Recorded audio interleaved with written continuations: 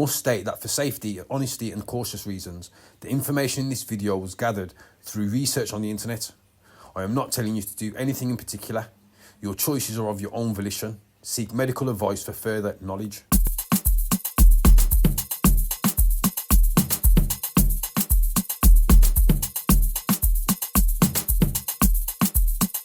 What is the septal nuclei and its function within the brain? The septal nuclei are a group of subcortical grey matter structures located in the forebrain, positioned below the corpus callosum and near the midline area of the brain. They are key components of the limbic system, regulating emotional behaviours, reward circuits, pleasure, memory, and driving the hippocampal theta rhythm. Anatomical and functional features. Location. Situated in the septum verum, which is adjacent to the septum pellucidum in the medial part of the telencephalon. Divisions. The main components include the medial septal nucleus and the lateral septal nucleus. Function. The function is reward and emotion, known as the pleasure zone. Electrical stimulation induces pleasure or satisfaction, while damage can cause aggressive type behaviour. This found in animal research studies. Memory, learning and arousal plays a role in generating theta rhythm in the hippocampus, which is vital for arousal, learning and memory. Connectivity. They receive input from the amygdala and the hippocampus and send cholinergic efferents to the hippocampus.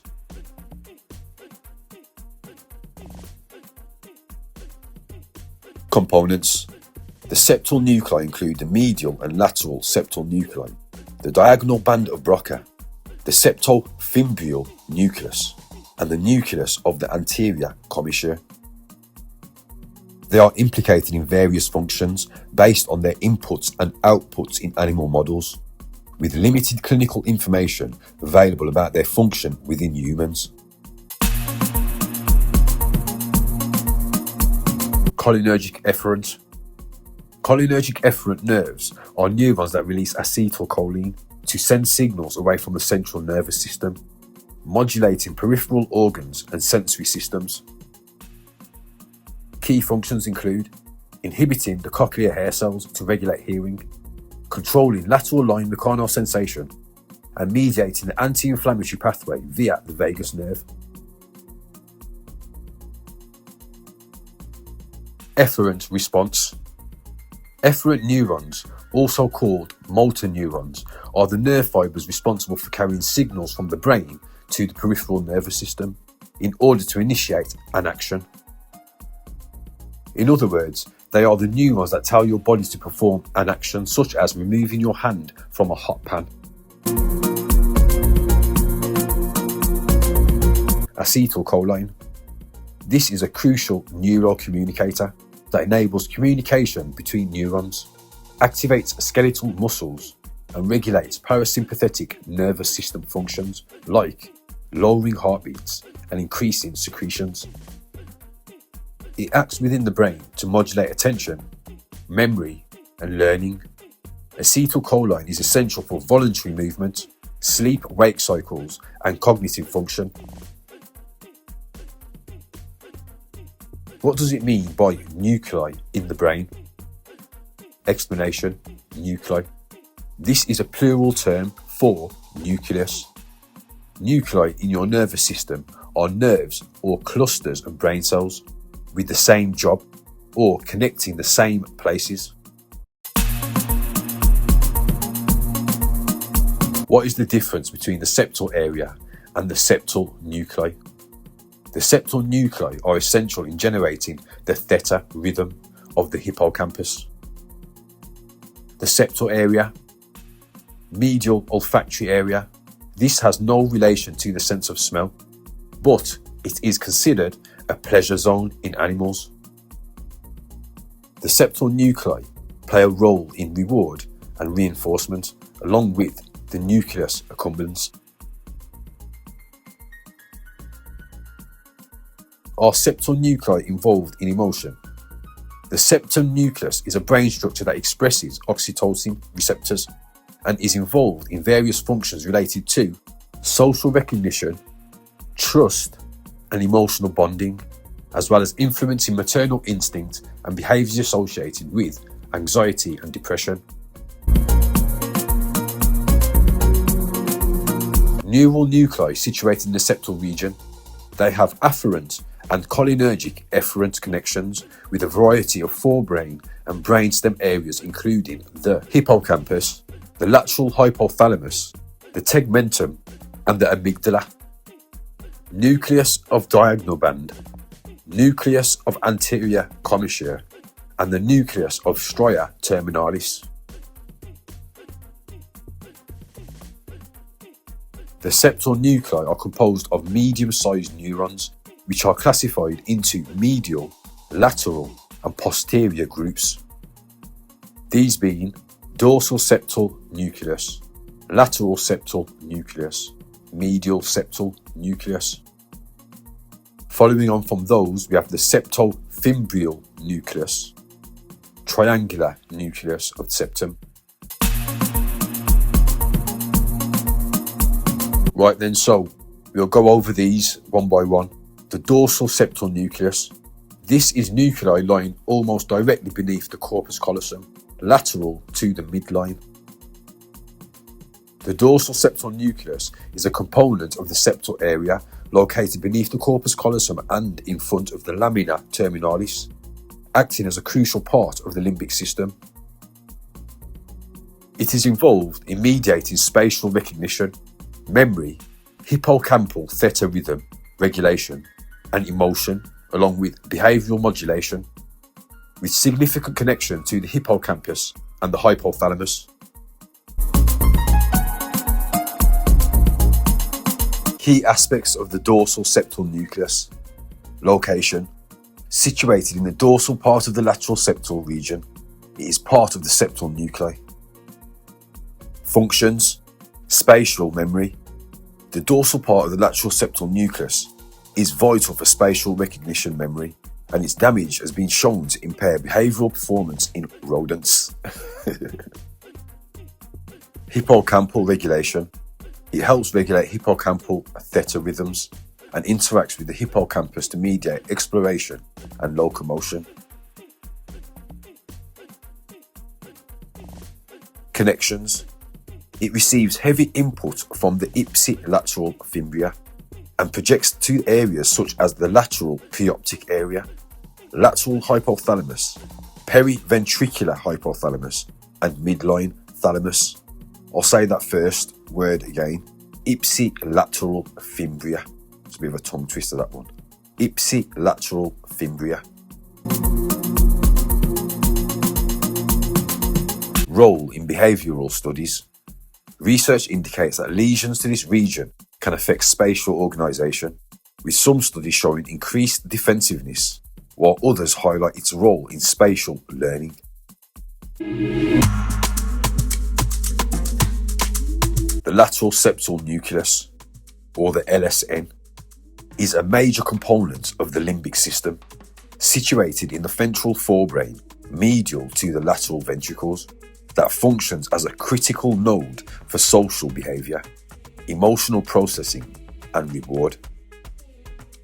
Primarily, the LSN processes input from the hippocampus and the hypothalamus to regulate stress responses, anxiety, aggression, and feeding behaviours. Anatomy. Divided into dorsal, intermediate, and ventral parts, the LSN receives major projections from the hippocampal formation and projects to the hypothalamus and medial septal complex.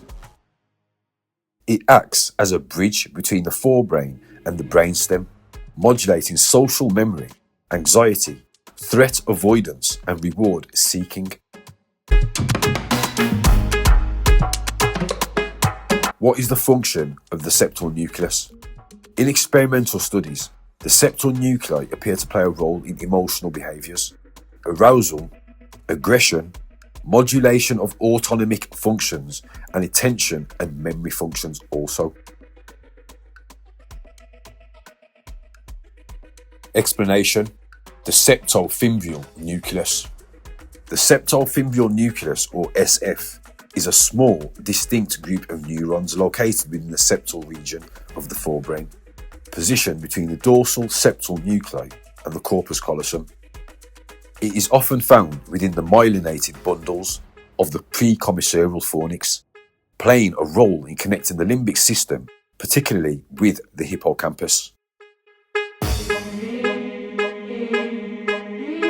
Location: part of the septum pellucidum, situated in the medial wall of the lateral ventricle's frontal horn. This is adjacent to the hippocampus. Anatomical characterization: septal neurons are generally larger than those in the lateral septal nucleus.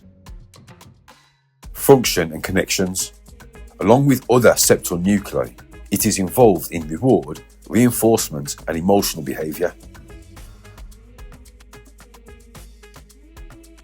It has specific connections to the hippocampus. This is via the fornix and other limbic areas within the brain. Development: it is recognised as one of the basal forebrain structures arising from the telencephalon. Explanation: the triangular nucleus.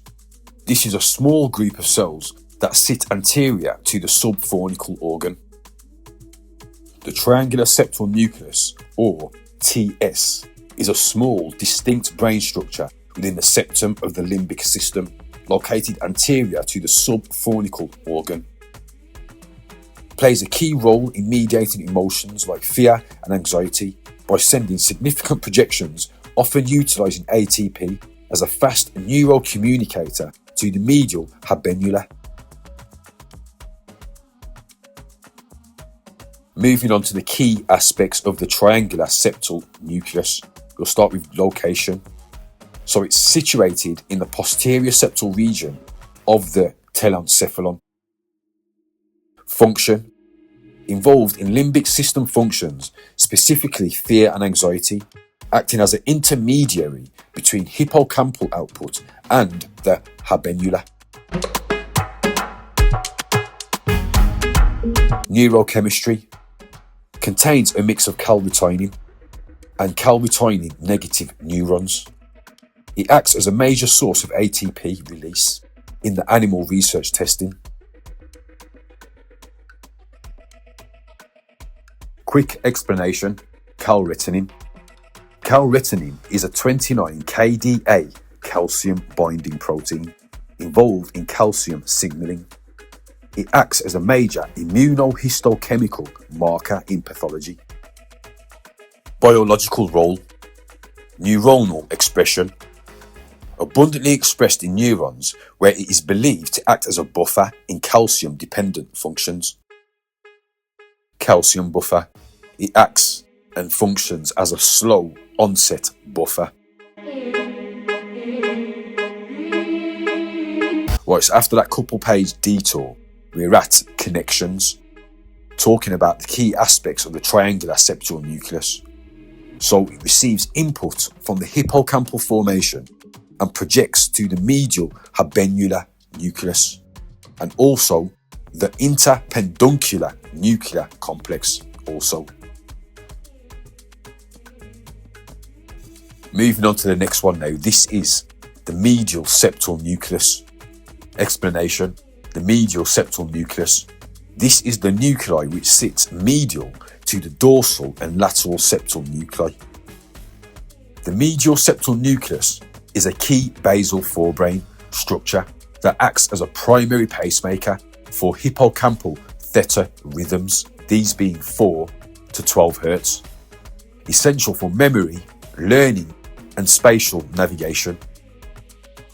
It regulates hippocampal activity through GABAergic, cholinergic, and glutamatergic projections to the hippocampal formation, particularly targeting interneurons.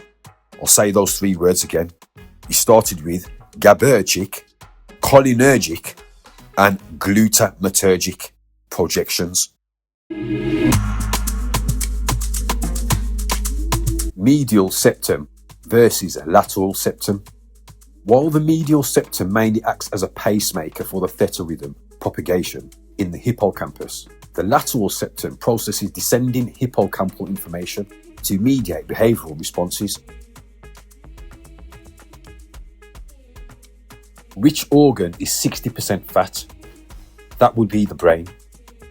What is the brain made of? Weighing up to 3 pounds in average adult, the brain is about 60% fat. What are the 4 main regions of the brain? The 4 major parts of the human brain are the cerebrum, cerebellum, the brainstem, and the diencephalon. These distinct regions manage everything from voluntary movement and higher level of thinking to vital automatic functions like breathing, heartbeats a minute, and sensory processing. Nice, so nice, so nice, so nice. Never catch a vibe that felt so right. And when you're not around, I close my eyes and fantasize. Miss a lot, it's sweet, so sweet, so sweet, so sweet. Make inspiration. I know you like these vocals, you know. Listen again. What she say? Rewind selector. One more time. Nice, so nice, so nice, so nice. Never catch a vibe that felt so right. And when you're not around, I close my eyes and fantasize. Miss a lot, it's sweet, so sweet, so sweet, so sweet. Make inspiration. Right then, so going off the question, what are the 4 main regions of the brain? I'm going to give you an explanation for each of them. We're going to start with the cerebrum. The largest part, responsible for high-level cognitive functions like thought, memory, emotion, language, and voluntary movement. It consists of 2 hemispheres, divided into 4 lobes, these being the frontal lobe, parietal lobe, temporal lobe, and occipital lobe. Moving on to the cerebellum. This is located under the cerebrum. It controls balance, posture, coordination, and fine motor movement. The brainstem. This connects the cerebrum to the spinal cord and manages automatic survival functions including heart rate, blood pressure, breathing, and sleeping. Moving on to the diencephalon, a deep brain region containing the thalamus and the hypothalamus. It acts as a relay centre for sensory information and regulates emotions, thirst, and body temperature. Sometimes the brain is categorised by 3 main units, these being the forebrain, midbrain, and hindbrain, with the brainstem and cerebellum grouped into the hindbrain. Optimal nutrition for the septal nuclei involves consuming nutrient-dense foods that support the wider limbic system, cognitive function, and emotional regulation, specifically focusing on healthy fats, antioxidants, and compounds that help with neuroplasticity. The septal nuclei, being part of the limbic system, benefit from the same brain foods that enhance memory, reduce inflammation, and support neurocommunicator synthesis. Key nutrients and foods. We'll start with omega-3 fatty acids, essential for maintaining neuronal membrane structure and reducing brain inflammation. So where would you get omega-3 fatty acids? We're going to look at the sources. We'll start with fatty fish, those being salmon, sardines, and mackerel. Moving on to the nuts, these being walnuts, flax seeds, and chia seeds. Check out the videos on the channel. We've got a video on chia seeds.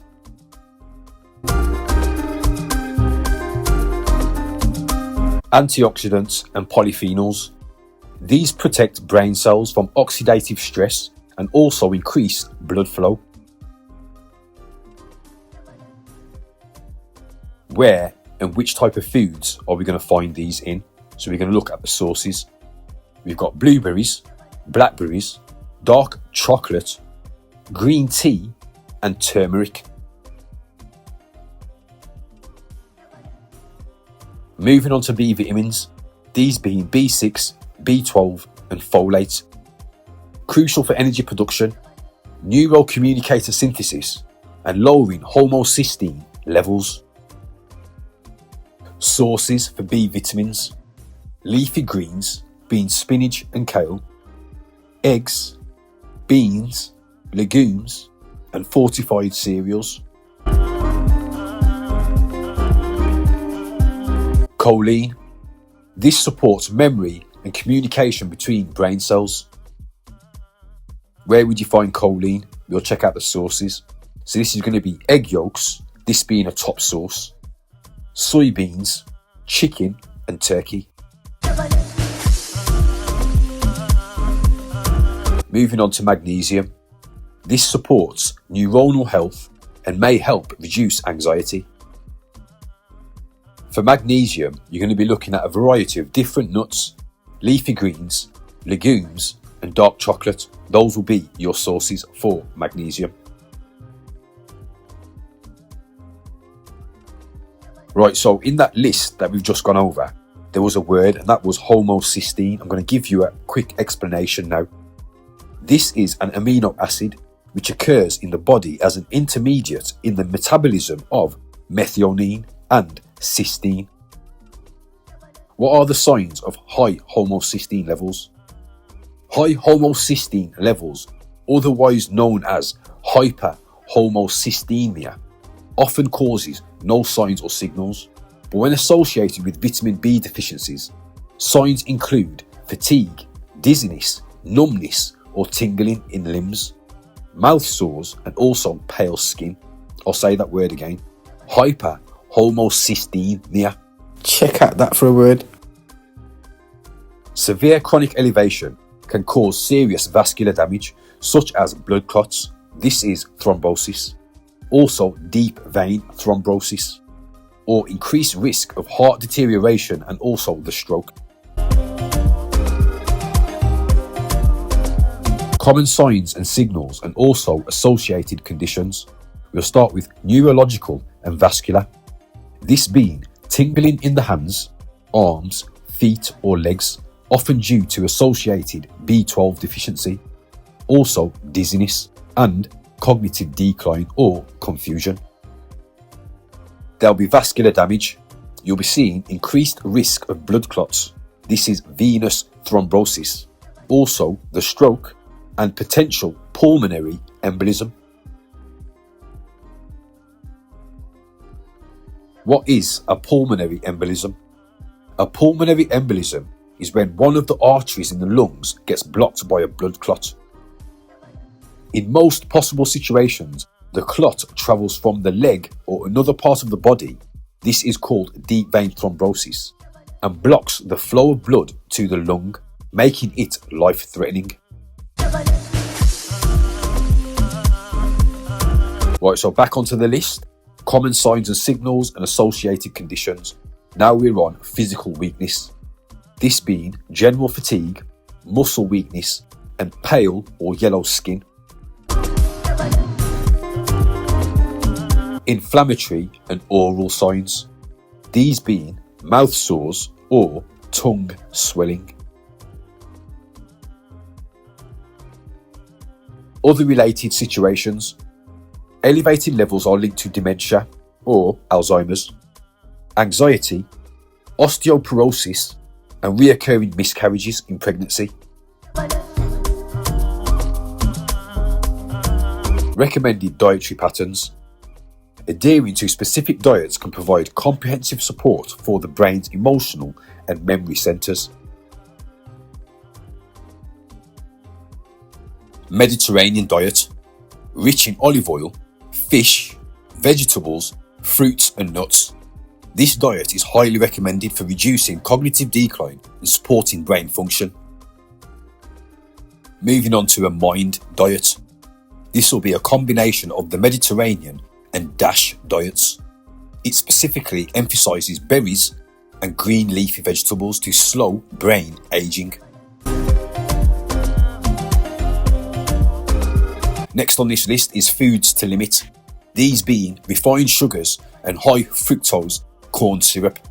These can impair hippocampal function and reduce neuroplasticity. The septal nuclei and nucleus accumbens are both key limbic system components involved in reward and emotion, located in the basal forebrain. The NAC is part of the ventral stratum, crucial for motivation, pattern building, vices, and dopamine-driven reward pathways. The septal nuclei function as a pleasure zone, or modulator, linking hippocampus, hypothalamus, and amygdala, often inhibiting the amygdala to modulate emotional responses. Both areas are vital components of the brain's reward system, but serve different roles, with the NAC facilitating reward-driven action and the septal nuclei regulating the associated emotional memory context. What is another name for the septal nuclei? The septal nuclei, or the medial olfactory area, are a set of structures that sit below the rostrum of the corpus callosum. And these are anterior to the lamina terminalis, the layer of grey matter in the brain connecting the optic chiasma and the anterior commissure. Foods which are proven to boost brain power, reiteration, essential nutrients for a sharper mind, nourishing options, these being fatty fish, salmon, mackerel, sardines, walnuts, flax seeds and chia seeds.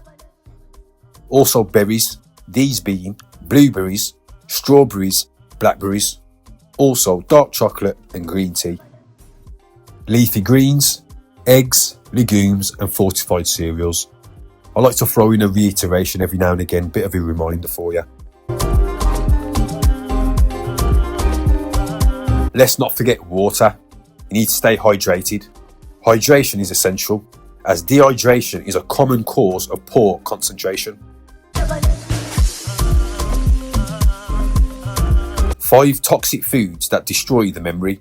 We'll start with sugary drinks, fried and unhealthy fats, refined carbohydrates, processed meats, and alcohol. These are all major dietary culprits linked to memory loss, cognitive decline, and brain inflammation. With this one here, you can see straight away, and no doubt you'll have quite a few people around you that eat and drink these types of things, especially the kids when it comes to going to school meals. If you're a parent at home, I know you tend to be giving them processed meats, like a lot of ham. Maybe you won't give them the turkey and the chicken, but a lot of processed meats goes into school meals, which is really bad, isn't it, really, when you check it out? You know what I mean? Sugary drinks, that goes without saying. And fried and unhealthy fats. I know a lot of you do the chip shop, burgers, the fried food, the hot dogs and that type of rubbish. I know a lot of people are eating that type of stuff. So pay attention to this question here. But it's not so much a question as a bit of a statement. 5 toxic foods that destroy the memory. Same thing when it comes to the alcohol. I know a lot of guys that do the workmen type of work, right? They'll finish work on a Friday. Along with other things, they'll also go to the pub. Yeah? Saying that, a lot of workmen do actually finish work day to day and they'll go to the pub. And it's noticeable. Why is it noticeable? Because they've got this bloated, distended stomach. It's easy to see. And along with the distended stomach, you can get the alcohol poisoning. A lot of people, you'll see their skin, it'll have rashes, it'll have blotches, it'll have lumps and bumps, and that can come from alcohol. So as well as being a toxic intake that can mess with your memory, a lot of alcohol can also mess with the shape of your body. Remember, distended stomach is also a bloated stomach. It's easy, noticeable, and once you've got that type of shape, it's really difficult to get rid of it. These foods, often high in sodium and preservatives, can damage brain structure and also impair neural communication. Right, so we're going to go over these real quickly. We'll start with sugary drinks and high fructose corn syrup. Soda, otherwise called pop or fizzy pops, energy drinks and processed fruit juices are high in fructose, which can cause brain inflammation and shrink parts of the brain associated with memory. Refined carbohydrates, these being white bread, white rice and pasta, break down rapidly into sugar, causing blood sugar spikes that damage the hippocampus and cause cognitive decline. Moving on to bad artificial fats and fried foods.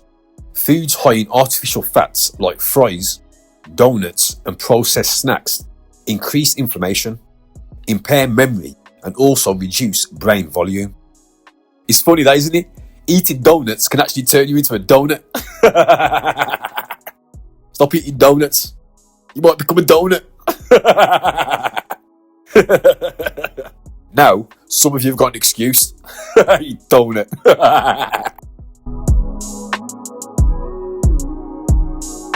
Anyway, moving on. Processed meats and high sodium foods. Swine meat, bacon, sausages and excuse me. Sausages are high in sodium and preservatives, leading to reduced blood flow and plaque build-up in the brain. Excuse me, just having a moment. Yes, you sausages. Donuts and sausages.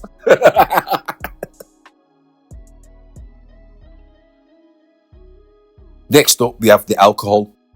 Excessive consumption disrupts neural communication and can cause significant memory loss, confusion, and brain shrinkage. Do not forget the alcohol poisoning, which can affect the skin, and also the distended stomach, otherwise known as a beer gut. Moving forward, what foods increase dopamine in the brain? Foods known to increase dopamine include chicken, almonds, apples, avocados, bananas, beets, chocolate, green leafy vegetables, green tea, lima beans, oatmeal, oranges, peas, sesame and pumpkin seeds, tomatoes, turmeric, watermelon, and wheat germ. Also, engaging in activities that make you happy or feel relaxed also increases dopamine within the brain. Nice, so nice, so nice, so nice. Never catch a bite that felt so right. And when I'm not around, I close my eyes and fantasize. Mr. Lordy, sweet, so sweet, so sweet, so sweet. Make inspiration. So, we've reached the part of the video where I input an unscheduled detour for extra learning, the thinkers and high level IQs amongst us. This is on the psychology of patience and perseverance. Patience is a proactive emotion regulation strategy, not just a virtue, used to manage frustration, stress and anxiety during uncertain or long-term situations which require stamina paired with forward thinking. It involves cognitive reappraisal, mindfulness, and the ability to delay gratification, which boosts well-being, lowers depression, and improves goal achievement. Key psychological components of patience. We'll start with emotion regulation. Patience is the ability to manage the negative emotions that may arise when facing delays or discomfort. 3 types of patience.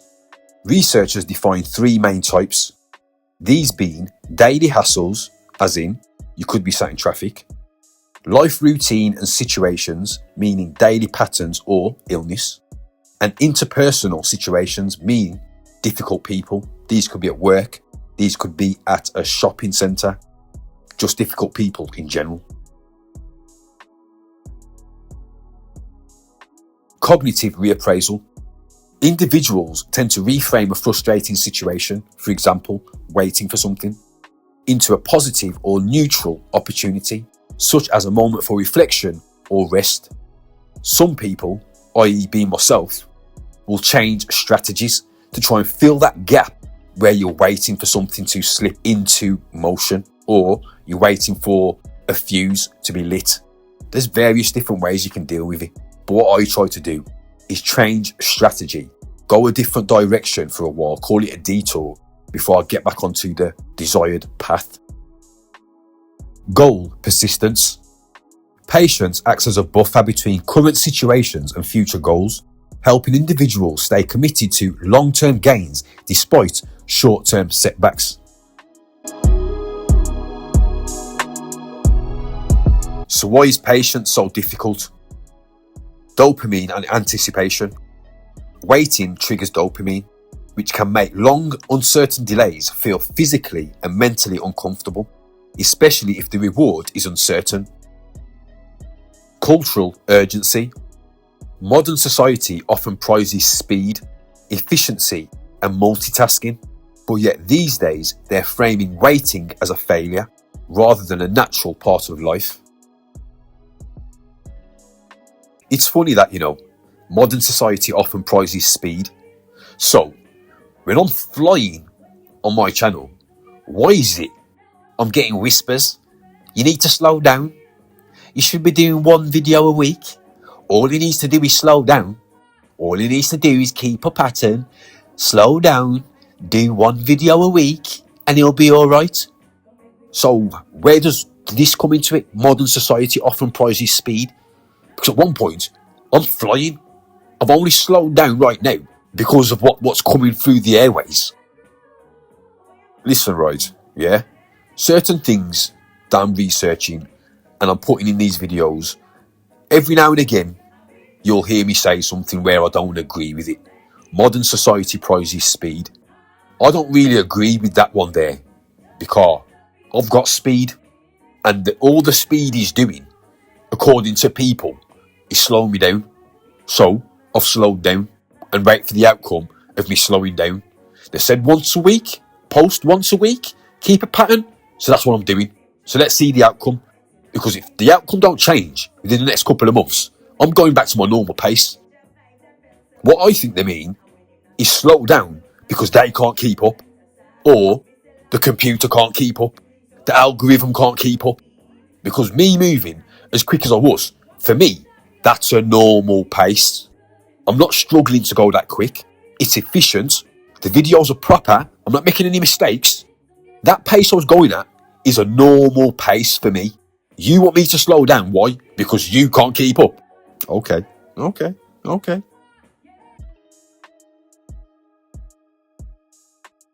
Desire for control. Impatience often stems from desperate need to control outcomes or leapfrog the discomfort stages of time, growth, and reward. How to develop patience. You'll start with mindfulness and identification. Notice when you feel impatience or discomfort and identify the physical sensations and triggers rather than reacting instantly. Cognitive reframing. You can change the narrative.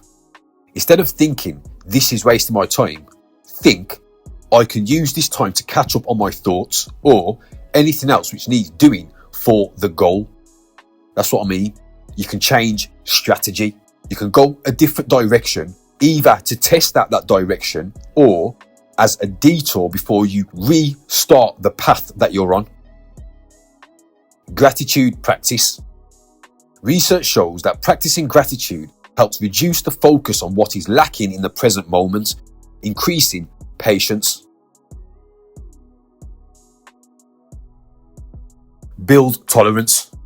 Deliberately place yourself in situations that require waiting to strengthen your cognitive patience muscle. Improved well-being. Persons will experience less anxiety and depression and report higher life satisfaction. So what are the benefits of patience? We'll start with better relationships. Patience allows for empathy and understanding, reducing conflict within relationships. Improved decision making. By creating a pause between stimulus and response, individuals can act on long-term values rather than short-term situational scenarios. Here are a few sayings about patience. Patience is bitter, but its fruit is sweet. Adopt the pace of nature. Her secret is patience. One moment of patience may put off and stem great disaster. Patience and perseverance have a magical effect, before which difficulties disappear and obstacles vanish. Patience is not passive, but on the contrary, it is concentrated strength. This was a saying by Bruce Lee. What does Psalms 37 say about patience? Be still before the Lord and wait patiently for him. Do not fret when people succeed in their ways, when they carry out their wicked schemes. Is patience a gift from God? In Romans 15:5, Paul writes, "May the God who gives endurance and encouragement give you the same attitude of mind towards each other that Christ Jesus had."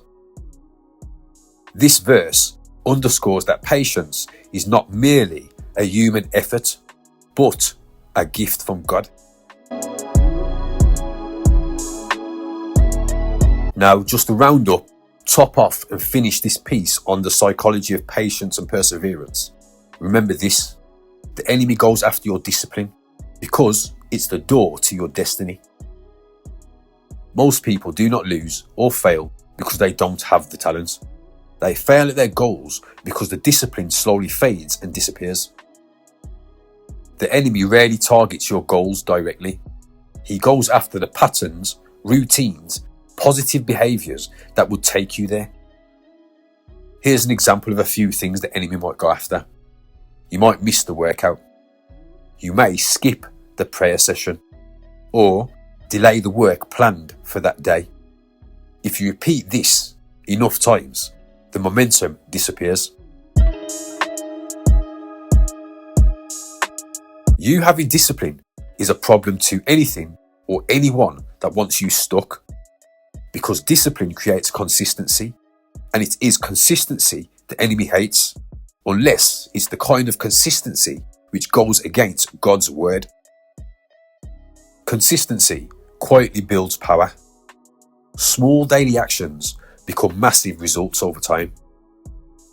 Efforts become structured, built up, compounded, and then consolidated, and eventually turn into natural patterns done without thought. This is why distractions, laziness, and comfort always show up when you're close to growth. Your discipline is being tested. Protect your discipline to the best of your ability, because once you control your discipline, pattern building, goals, and patience, nothing can stop you while you're on your path to your destiny.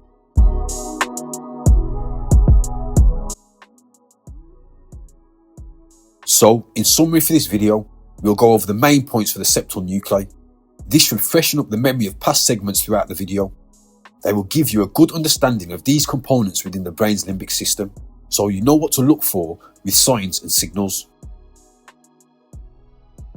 The septal nuclei are a group of subcortical grey matter structures located within the forebrain, positioned below the corpus callosum and near the midline area of the brain.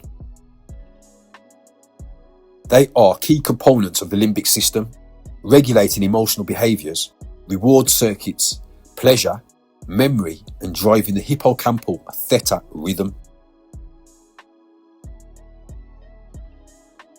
Anatomical and functional features. We'll start with location. Situated in the septum verum, which is adjacent to the septum pellucidum in the medial part of the telencephalon. Divisions.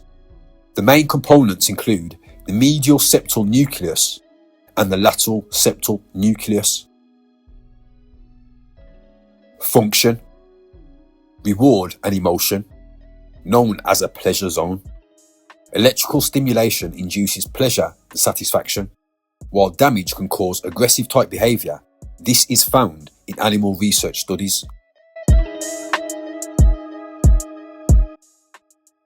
Memory, learning and arousal plays a role in generating theta rhythm in the hippocampus, which is vital for arousal, learning and memory. Connectivity. They receive input from the amygdala and the hippocampus and send cholinergic efferents to the hippocampus. These are the components. The septal nuclei include the medial and lateral septal nuclei, the diagonal band of Broca, the septal nucleus, and the nucleus of the anterior commissure. The septal nucleus.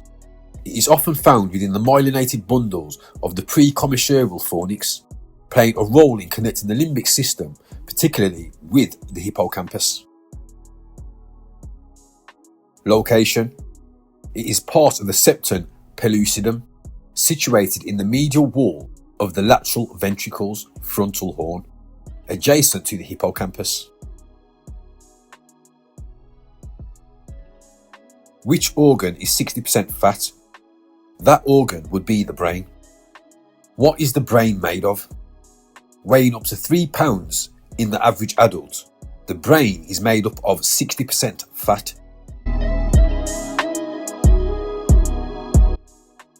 What are the 4 main regions of the brain? The 4 major parts of the human brain are the cerebrum, cerebellum, brainstem, and diencephalon. These distinct regions manage everything from voluntary movement and higher level of thinking to vital automatic functions like breathing, heartbeats a minute, and sensory processing.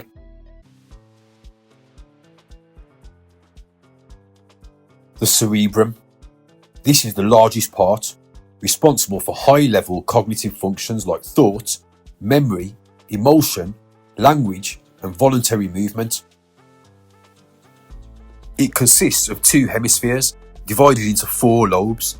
These are the frontal, parietal, temporal, and occipital lobes.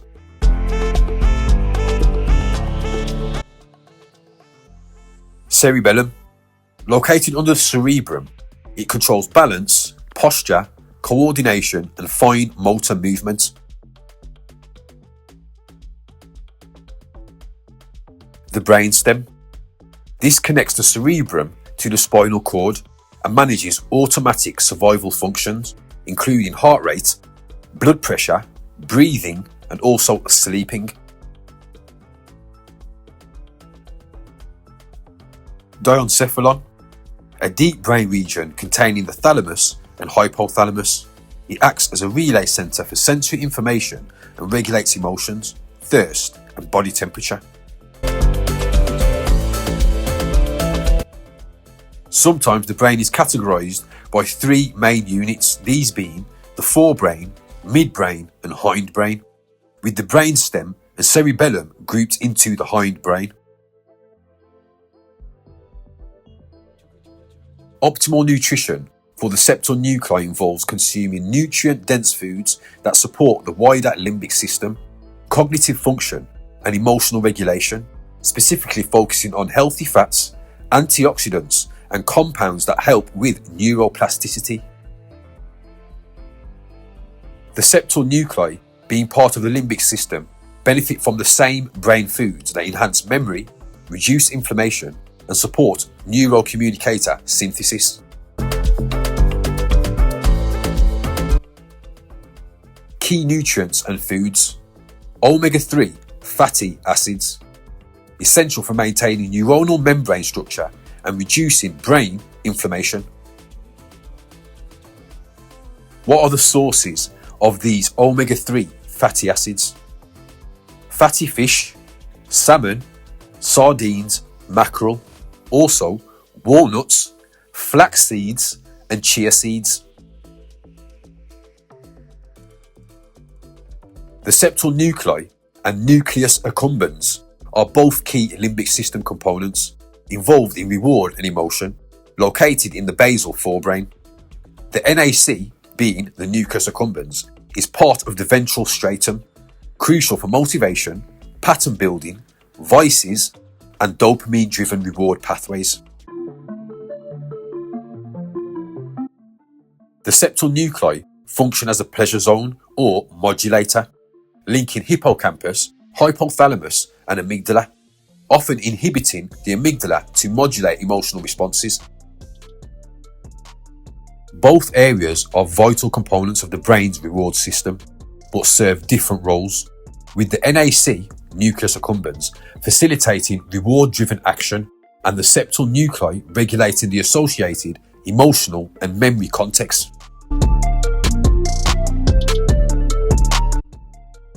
What is another name for the septal nuclei?